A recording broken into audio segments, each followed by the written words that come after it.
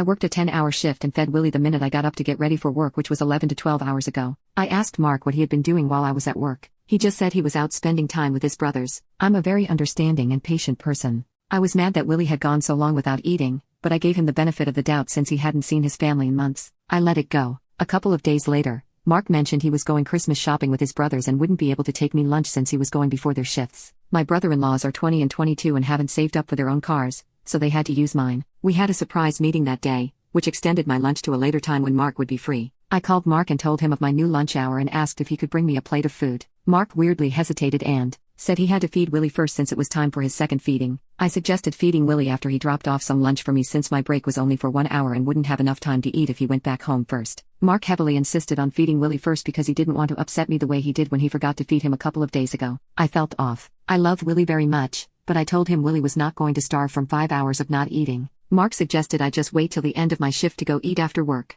I was dumbfounded that Mark was being heavily hesitant about bringing me food, especially since he's in my car, and I haven't eaten since last night because I'm not much of a breakfast person. I was starving. What could be more important than buying a plate of food for your starving partner? I got upset and asked Mark what was really going on because he'd never missed a lunch date with me. Mark got loud and said I'm tripping and hung up on me. I called him back and all calls were rejected. He texted me saying he was going home and we could talk after work because he was tired from shopping. For petty reasons, I had a bag of chips on my desk that I refused to eat so he could hear my stomach growl when he picked me up later. I see him pull up to the front of my office building, and I calmly get into the car. The second we got home, I told him it was over and asked him to pack his things and leave. He calls me a crybaby and effing dramatic, and will regret breaking up. Is he right and am I just being extra for ending the relationship? Update: Mark packed his stuff and left. The next morning, I noticed he had left an old college jacket that belonged to his stepdad, which meant a lot to him, with a deep meaning behind it. I could have been petty and thrown it away but decided to text Mark and maybe even talk it out after a night of being away and letting things calm down. I texted Mark, "Hey, you left some clothes behind," and his response, "Wow,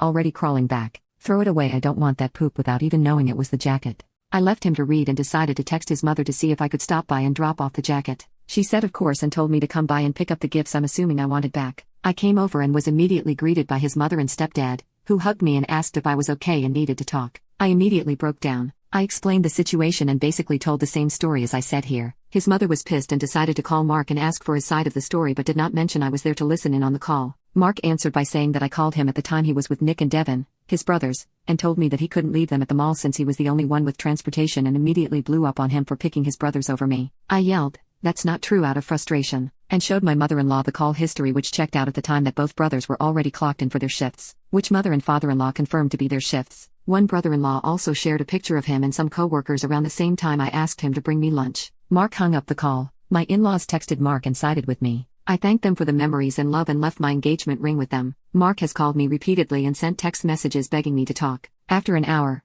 I finally answered and told him to tell me the truth, or this would be the final time we spoke. Mark admitted to seeing another woman, an ex, to be exact. I hung up and haven't answered since. I know it says that this all happened today, but took place 2 days ago. I had typed it out and left it as a draft since I cried myself to sleep and have been trying to keep it together.